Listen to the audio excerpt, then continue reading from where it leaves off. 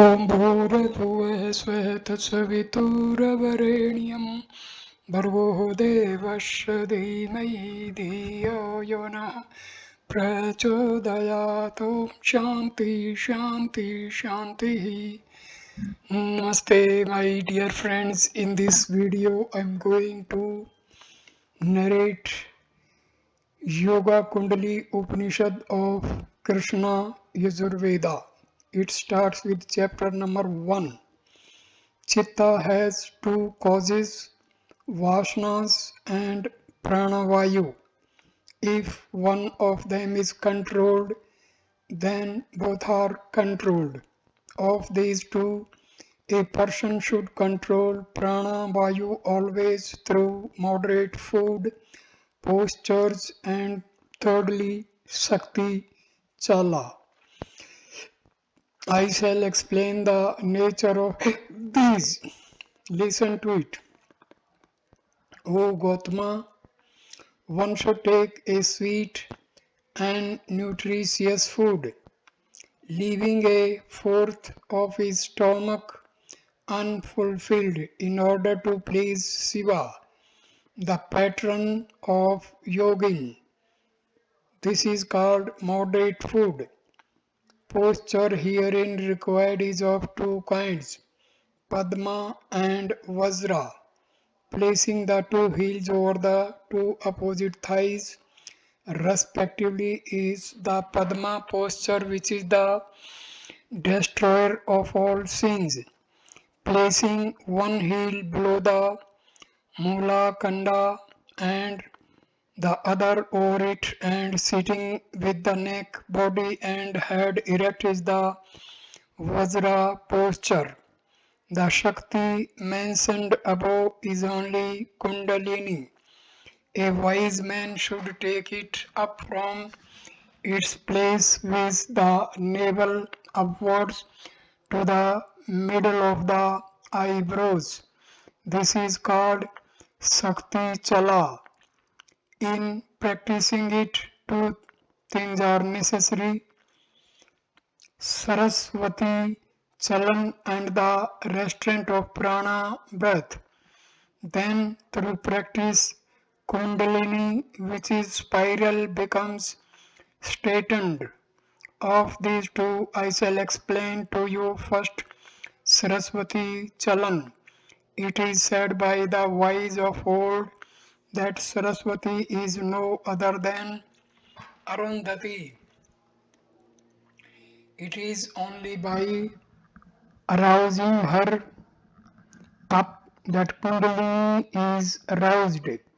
When prana breath is passing through one's ida left nostril, he should assume firmly Padma posture and should lengthen inwards 4 digits the akas of 12 digits.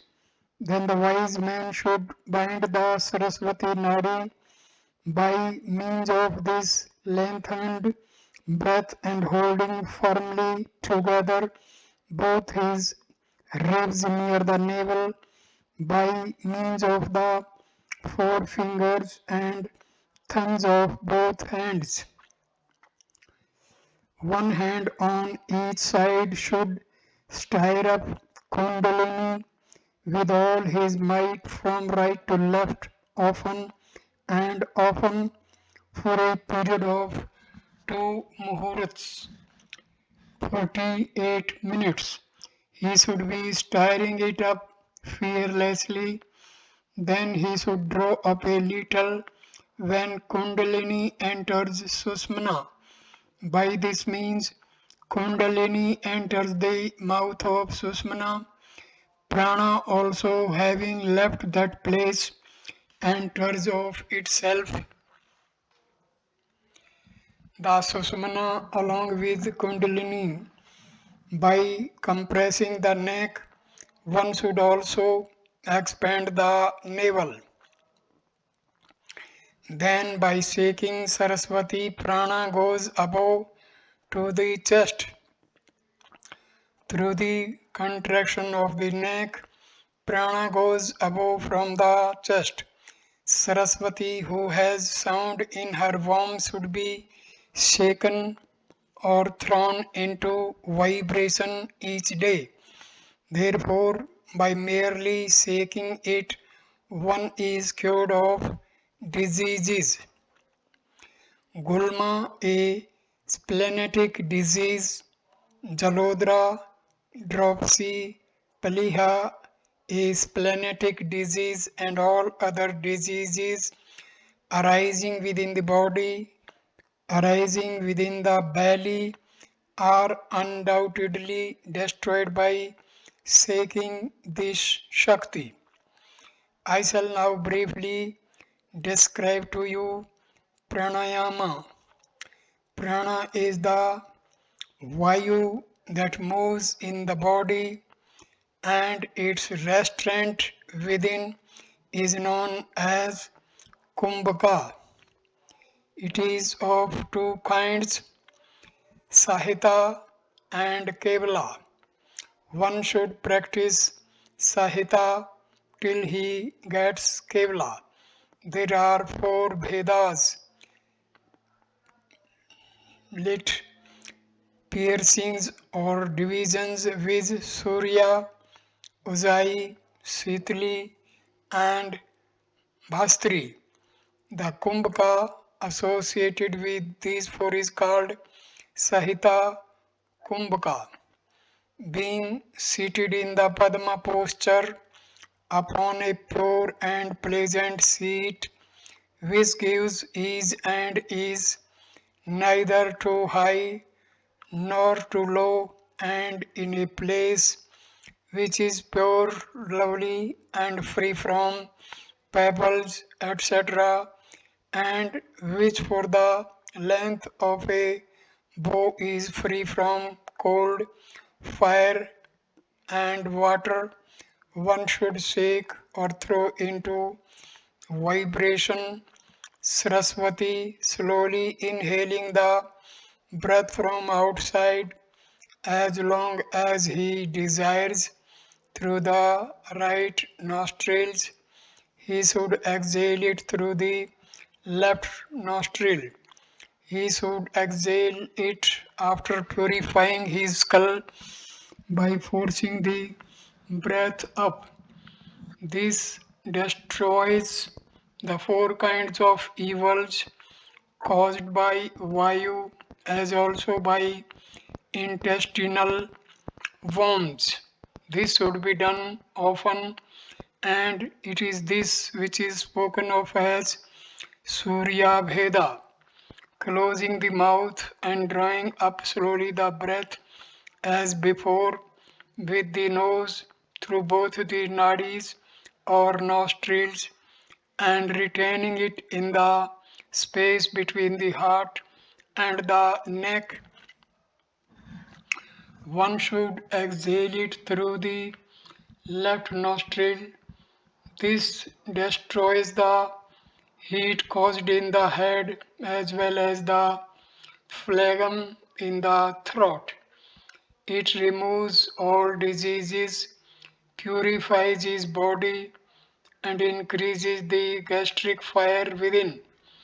It removes also the evils arising in the nadis, jalodra, water belly, or dropsy and dhatus. This kumbhaka is called ujjayi and may be practiced even when walking or standing. Drawing up the breath as before through the tongue with the hissing sound of sa and retaining it as before. The wise man should slowly exhale it through both the nostrils.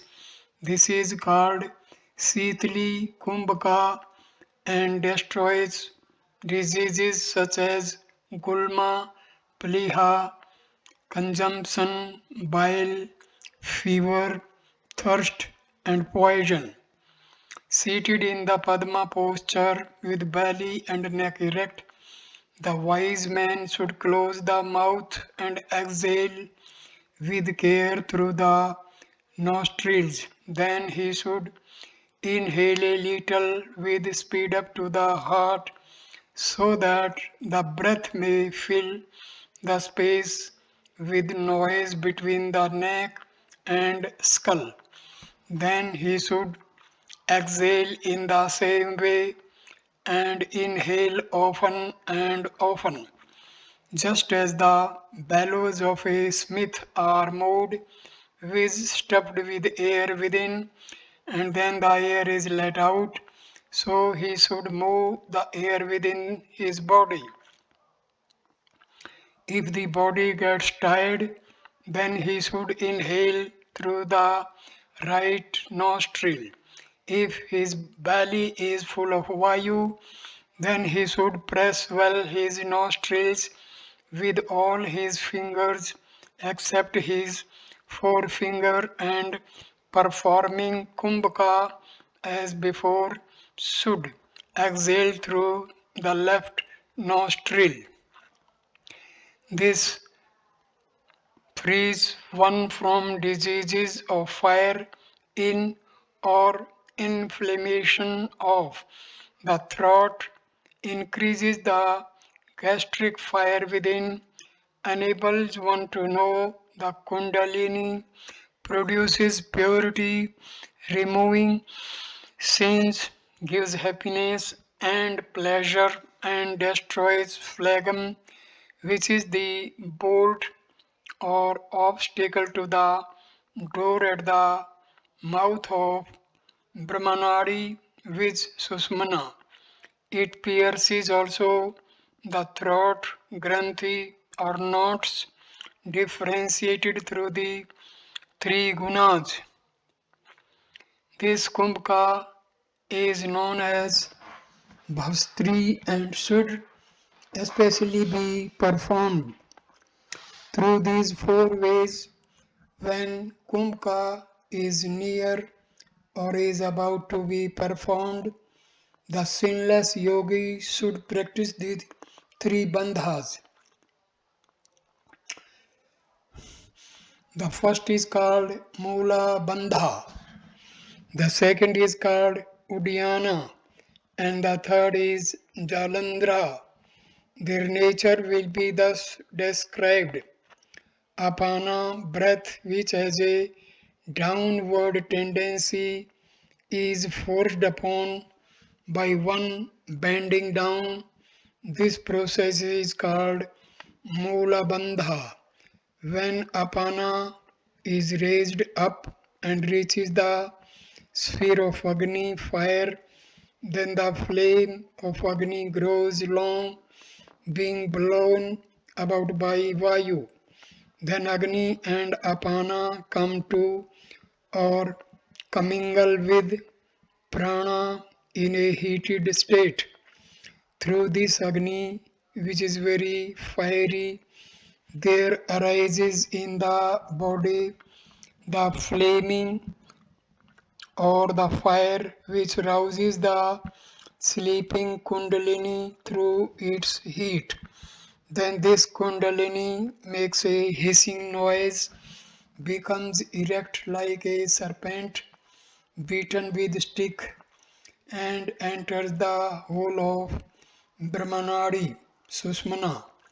Therefore, yogins should daily practice Mool Bandha often. Uddiyana should be performed at the end of Kumbhaka and at the beginning of expiration, because prana udyate, which goes up the susumna in this bandha. Therefore, it is called Uddiyana by the yogins. Being seated in the Vajra posture and holding firmly the two toes by the two hands, he should press at the khanda and at the place near the two ankles.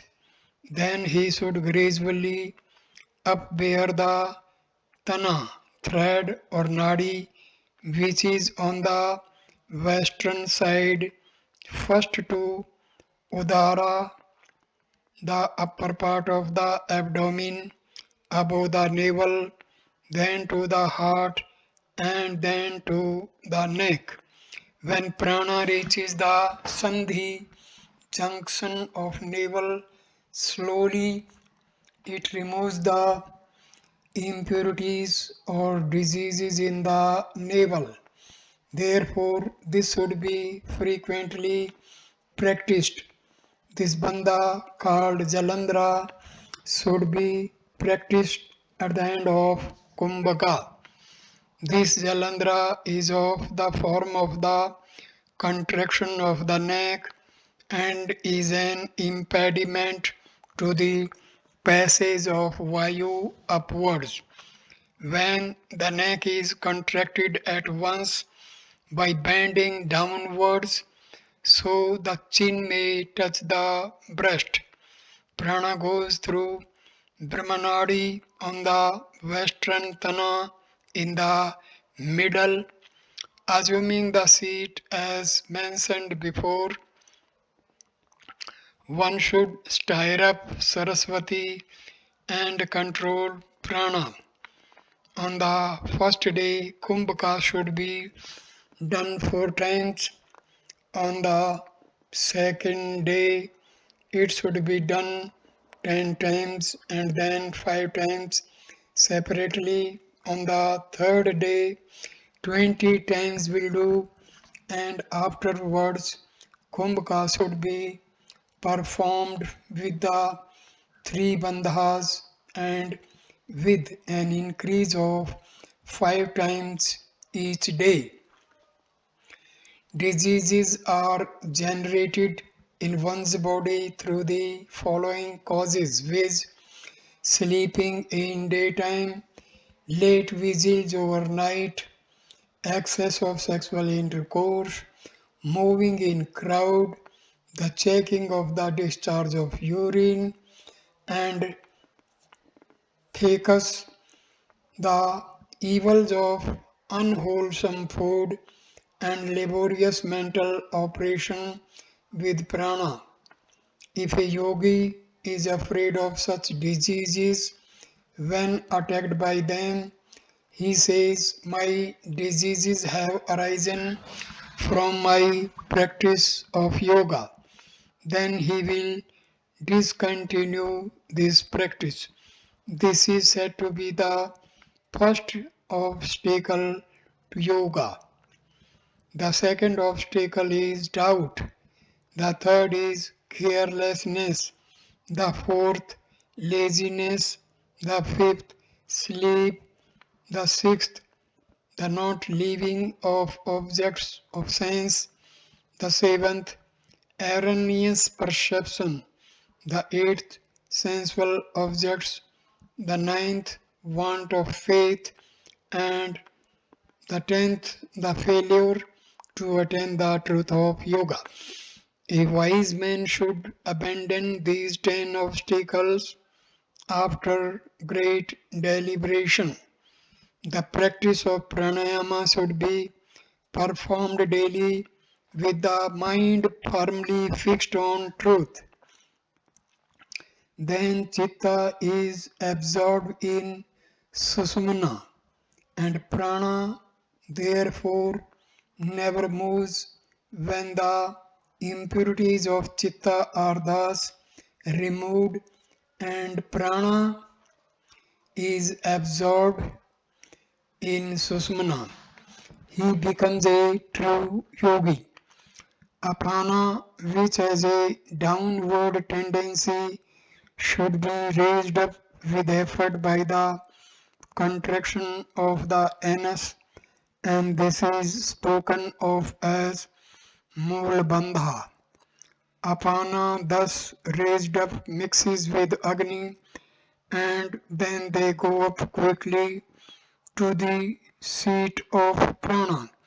Then Prana and Apana, uniting with one another, go to Kundalini, which is coiled up and asleep.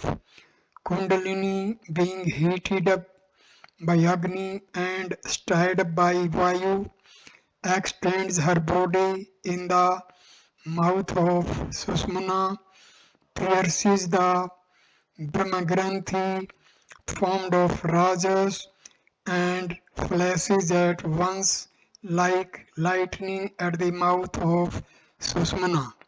Then it goes up at once through Vishnu Granthi to the heart.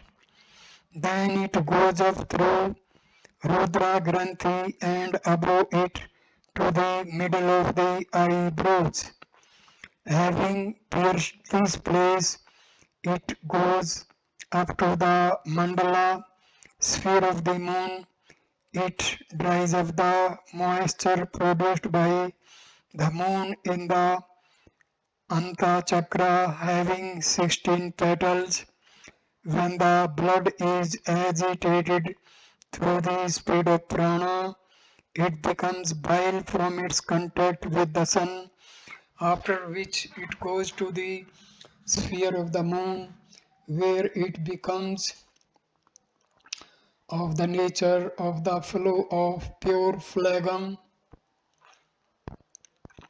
How does it? Blood which is very cold becomes hot when it flows there, since at the same time the intense white form of moon is speedily heated up. Then, being agitated, it goes up through taking in this Chitta, which was moving amidst sensual objects externally, is restrained there. The novice enjoying this high state attains peace and becomes devoted to Atma. Kundalini assumes the 8 forms of Prakriti, matter, and attains Shiva by encircling him and dissolves itself in Shiva. Thus, Rajas Sukla, seminal fluid which rises up, goes to Shiva along with Marut. Vayu, Prana, and Apana, which are always produced, become equal. Pranas flow in all things, great and small, describable or indescribable as fire in gold. Then this body, which is Abhibhautika, composed of elements, becomes Abhidevata, relating to a tutelar deity, and is thus purified. Then it attains the stage of the Ativahika. Then the body, being freed from the inert state, becomes stainless and of the nature of Chit. In it, the Ativahika becomes the chief of all beings of the nature of that. Like the conception of the snake in a rope, so the idea of the release from wife and samsara is the delusion of time. Whatever appears is unreal, whatever is absorbed is unreal, like the illusory conception of silver in the mother of pearl, so is the idea of man and woman. The microcosm and the macrocosm are one and the same. So also the linga and sutratma, swabhava, substance and form, and the self resplendent light and Chidatma. The Shakti named Kundalini, which is like a thread in the lotus and is resplendent, is biting with the upper end of its hood, namely mouth, at the root of the lotus. the mole Kanda taking hold of its tail with its mouth. It is in contact with the whole of Brahmarandra of Susmana. If a person seated in the Padma posture and having accustomed himself to the contraction of his anus makes his vayu go upward with the mind intent on Kumbhaka, then Agni comes to Swadhisthana flaming owing to the blowing of Vayu. From the blowing of Vayu and Agni, the chief Kundalini pierces upon the Brahm Granthi and then Vishnu Granthi. Then it pierces Rudra Granthi. After that, all the 6 lotuses or plexus. Then Shakti is happy with Shiva in Sahasrara Kamla. 1000 lotuses seat or pineal gland. This should be known as the highest avastha state, and it alone is the giver of final beatitude. Thus ends the first chapter. Chapter 2. I shall hereafter describe the science called Khichdi, which is such that one who knows it is freed from old age and death in this world. One who is subject to the pains of death, disease, and old age should osage on knowing this science, make his mind firm, and practice Khichdi. One should regard that person as his guru on earth who knows Khichdi, the destroyer of old age and death, both from knowing the meaning of books and practice, and should perform it with all his heart. The science of Khichdi is not easily attainable as also its practice. Its practice and melanal are not accomplished simultaneously. Those that are bent upon practice alone do not get melana. Only some get the practice. O Brahma, O Brahman, after several births, but melana is not obtained even after 100 births.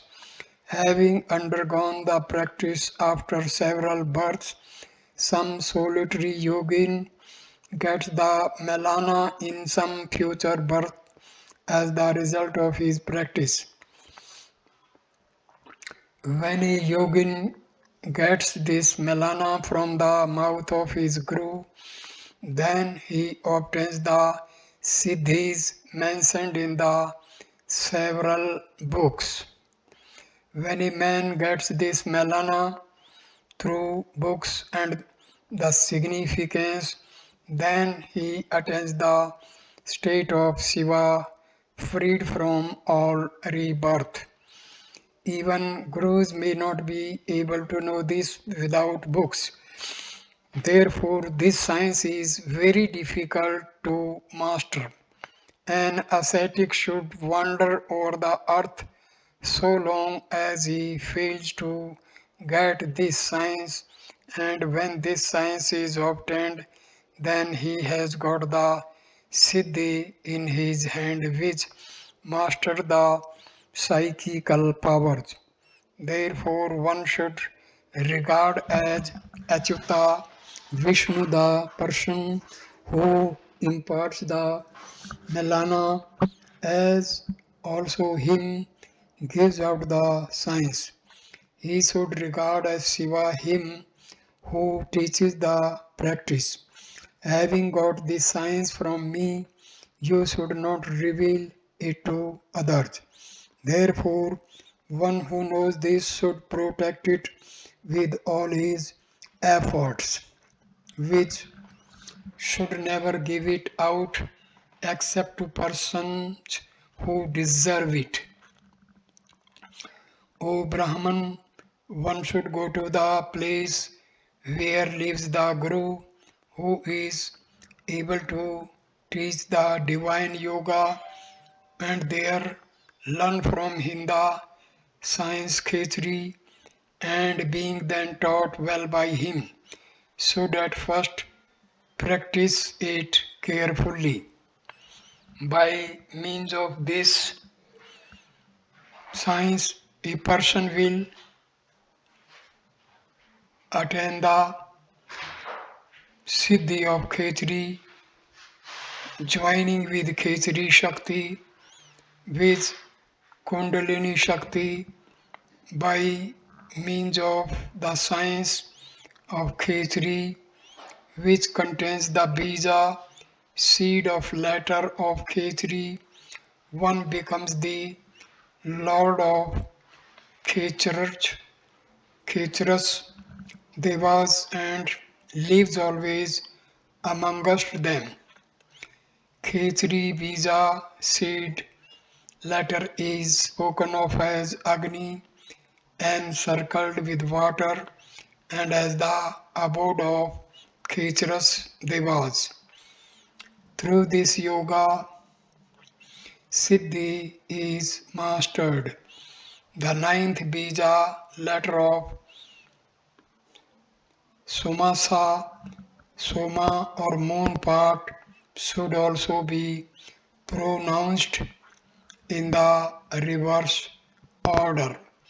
Then a letter composed of three ansas of the form of moon has been described, and after that the eighth letter should be pronounced in the reverse order. Then consider it as the supreme and its beginning as the fifth, and this is said to be the Kuta, horns of the several bhinas or parts of the moon. This, which tends to the accomplishment of all yogas, should be learnt through the initiation of a guru. He who recites this 12 times every day will not get even in sleep that Maya illusion which is born in his body and which is the source of all vicious deeds. He who recites these 5 lakhs of times with very great care to him, the science of Khetri will reveal itself. All obstacles vanish and the devas are pleased. The destruction of Valipalita, which wrinkle and grayness of hair, will take place without doubt. Having acquired this great science, one should practice it afterwards. If not, O Brahman, he will suffer without getting any siddhi in the path of Khetri. If one does not get this nectar-like science in this practice, he should get it in the beginning of Melana and recite it always. Else one who is without it never gets siddhi. As soon as the person gets this science, he should practice it, and then the sage will soon get the siddhi. Having drawn out the tongue from the root of the palate, a knower of Atma should clear the impurity of the tongue for 7 days according to the advice of his guru.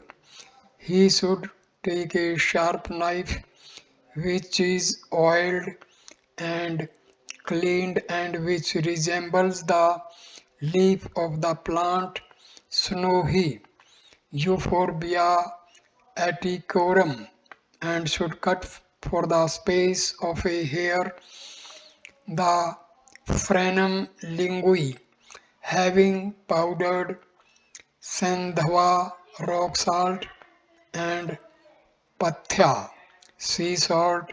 He should apply it to the place. On the seventh day, he should again cut for the space of a hair. Thus, for the space of 6 months, he should continue it always gradually with great care. In 6 months, Sirobandha Bandha at the head, which is at the root of the tongue, is destroyed. Then the yogi who knows timely action should encircle with Siro Vastra, lit the cloth of the head, the Vak Iswari, the deity presiding over speech, and should draw it up again by daily drawing it up for 6 months. It comes or says as far as the middle of the eyebrows and obliquely up to the opening of the ears. Having gradually practiced, it goes to the root of the chin. Then in 3 years, it goes up easily to the end of the hair of the head. It goes up obliquely to sakha and downwards to the well of the throat. In another 3 years, it occupies Brahmarandra and stops there without doubt. Crosswise, it goes up to the top of the head and downwards to the well of the throat. Gradually, it opens the great adamantine door in the head. The rare science of Khechri Bija has been explained before. One should perform the 6 angas, parts of this mantra, by pronouncing it in 6 different intonations. One should do this in order to attain all the siddhis, and this Karansyama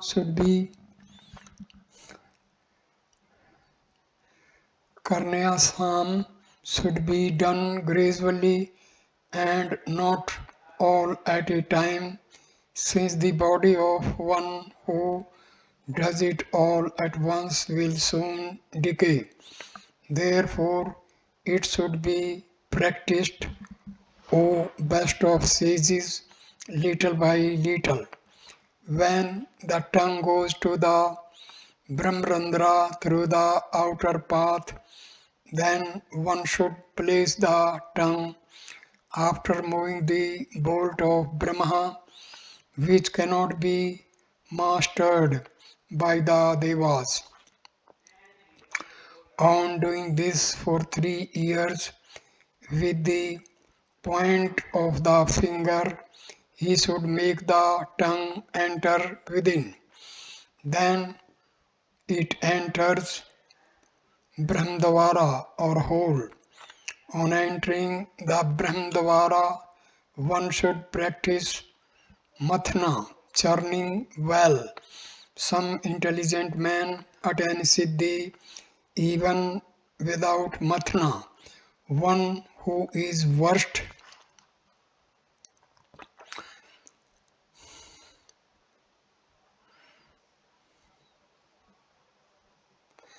Khechri mantra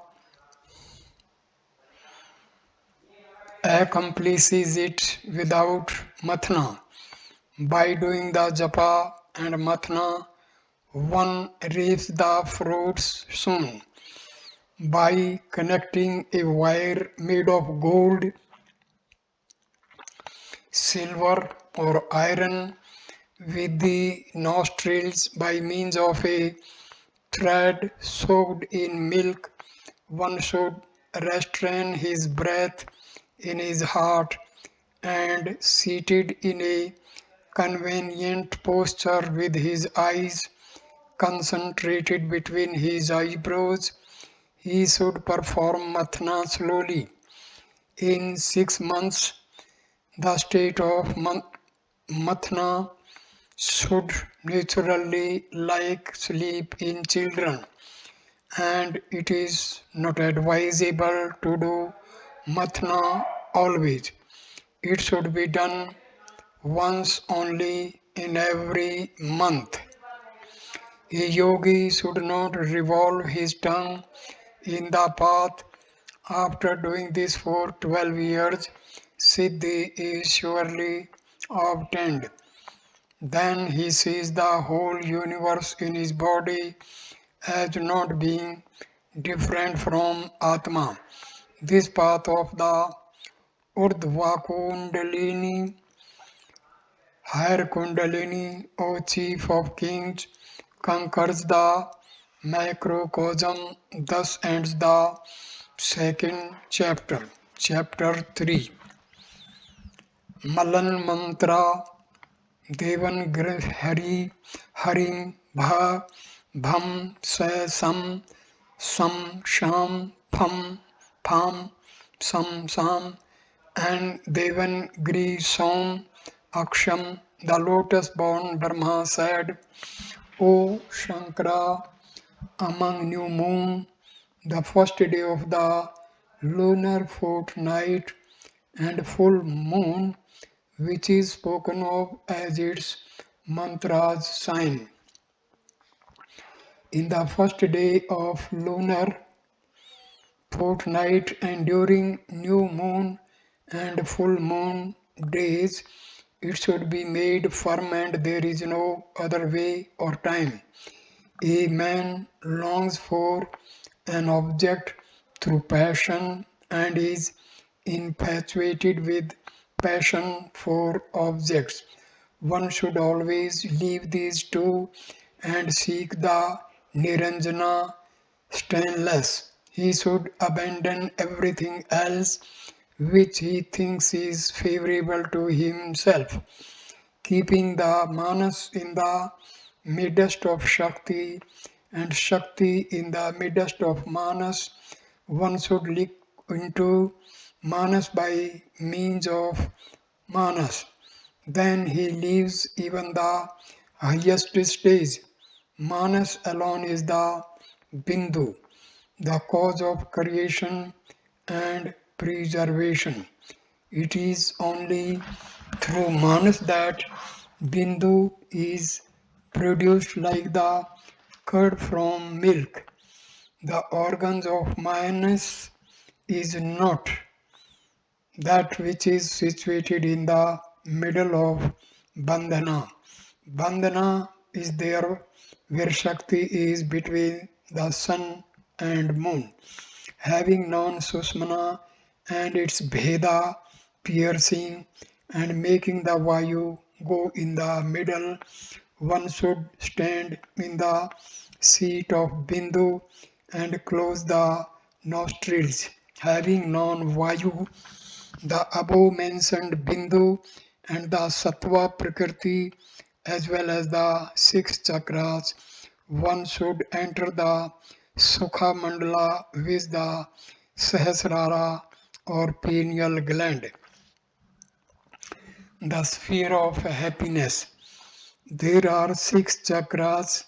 Mooladhara is in the anus, Svadhisthana is near the genital organ, Manipura is in the navel, Anahata is in the heart, Visuddhi is at the root of the neck, and Ajna is in the head between the two eyebrows. Having known these six mandalas spheres, one should enter the Sukhmandala, pineal gland, drawing up the Vayu and should send it Vayu upwards. He who practices thus the control of Vayu becomes one with Brahmanda, the macrocosm.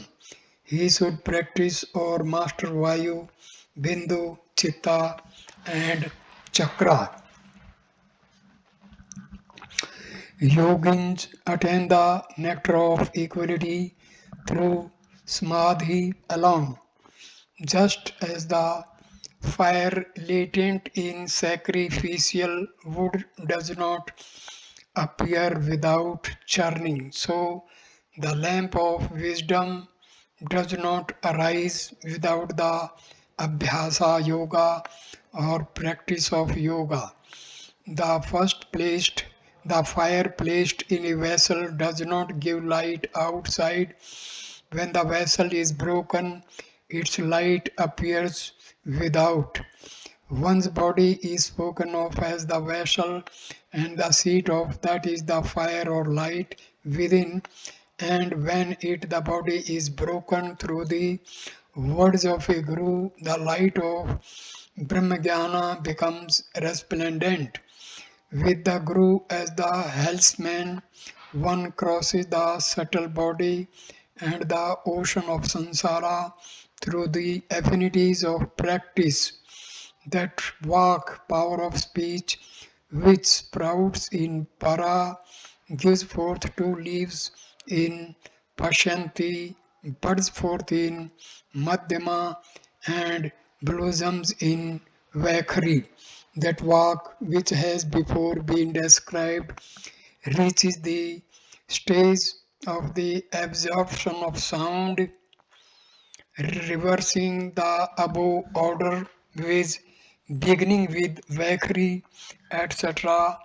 Whoever thinks that he who is the great Lord of that work, who is the undifferentiated, and who is the illuminator of that work is self.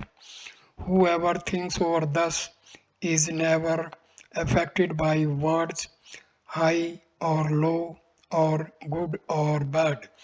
The three aspects of consciousness, Visva, Tejasa, and Prajna in man, the three Virat, Hiranyagarbha, and Isvara in the universe, the egg of the universe, the egg of man, and the seven worlds.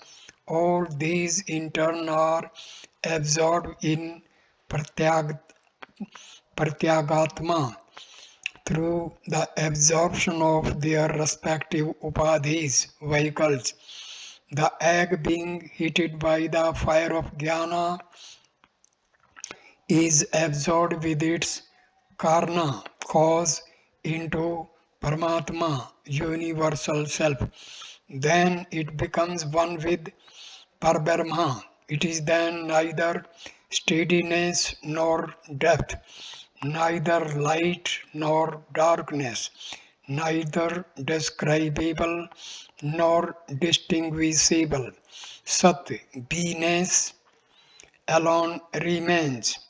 One should think of Atma as being within the body like a light in a vessel.